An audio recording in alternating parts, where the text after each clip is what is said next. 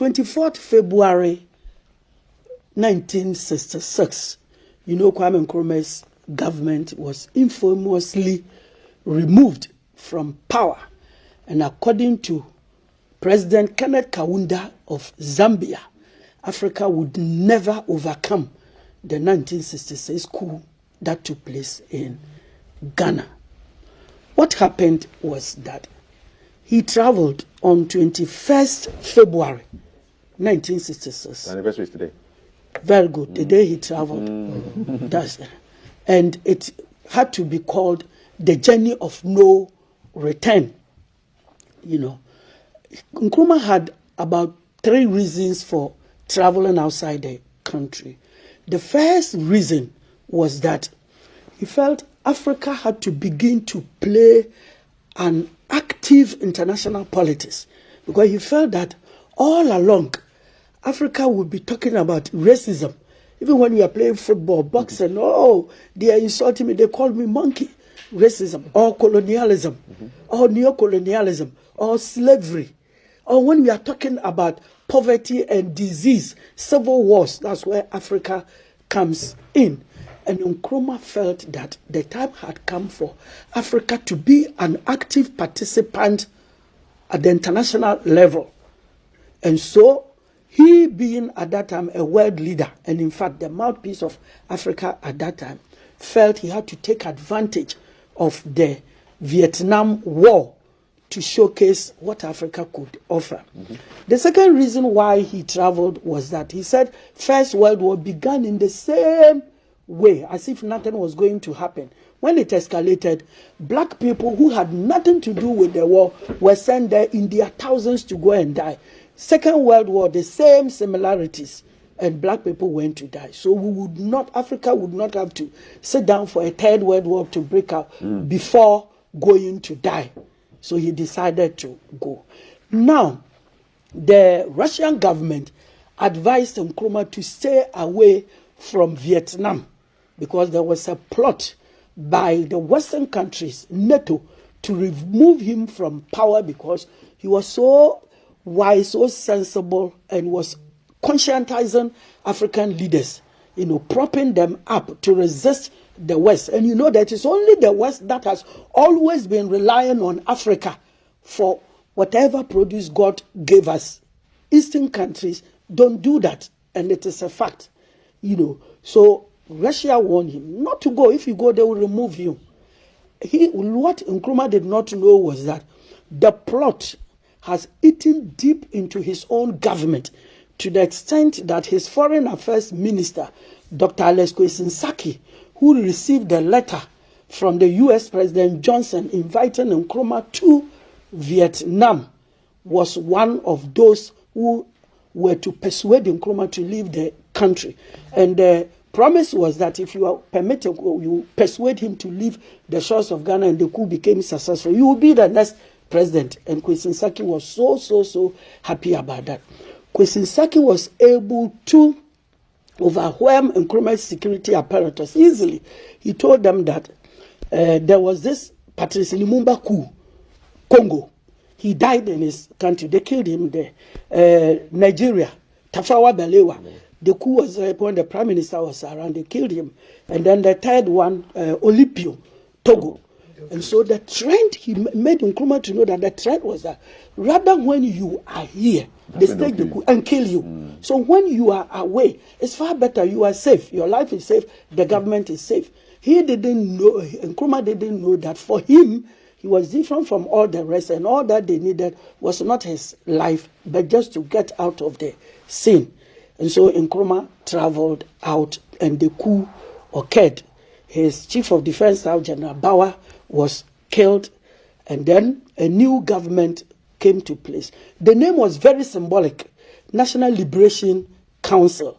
And you know that there was Matemo National Liberation Movement against Kwame Nkrumah. So it was an internal plot and external plot, all the enemies of Nkrumah together to get him off the scene.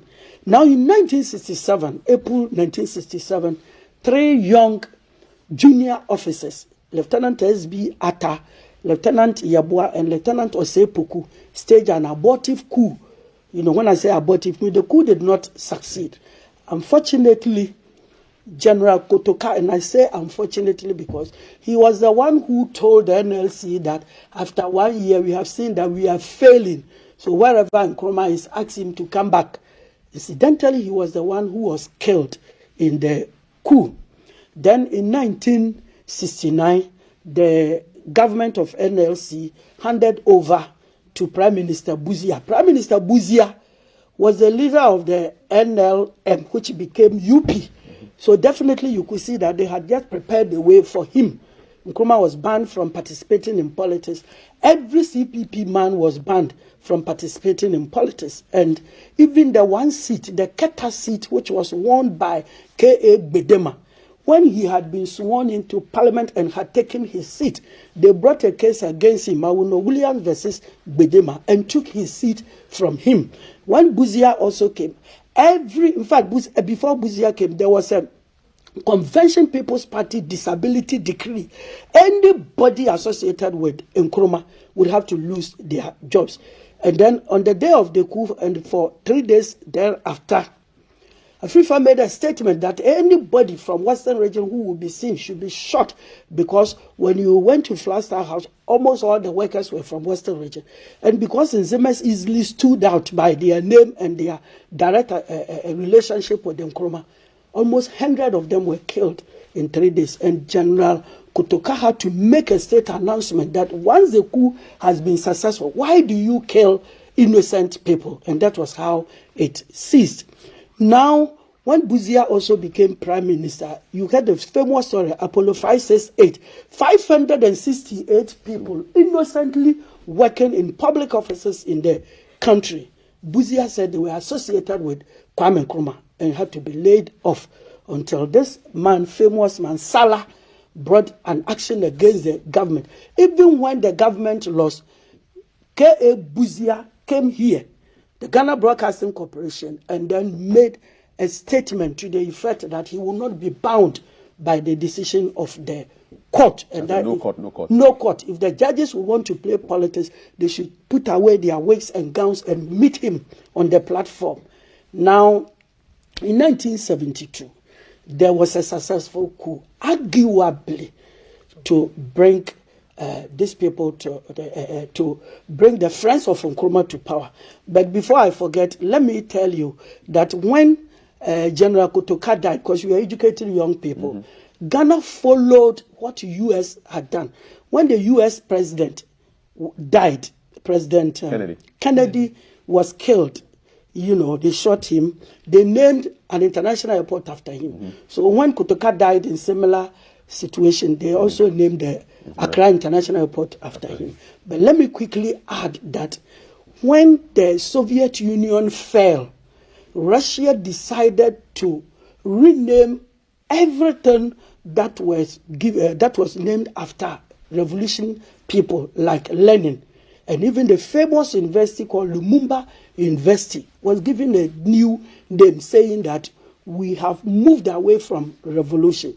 So I believe that this is the time Ghana would have to move away from revolution days. Remember Kotoka in the barracks, and then rename Kotoka International Airport in a manner that will suit everybody, because it doesn't sit well. The name doesn't sit well at all, whichever way you see it. Then when General Champon also, and then the next thing we have to learn in history is that when the abortive coup failed, Atta and Yabua, who had actively participated in the killing of Kotoka, were tried and were given firing squad. It was the first public execution that took place in Ghana, 26 May 1967. Now, when General Champon also came, do you know, so technically and advisedly, he called his council National Redemption Council. No more liberation. No, redemption, because Kwame Nkrumah's title was Osagyefo, the Redeemer. So it was a signal to everybody that this is Nkrumah's military government. Unfortunately for Champon, when his coup became successful, Nkrumah was so dangerously ill that he couldn't invite him to come back and play politics in Ghana.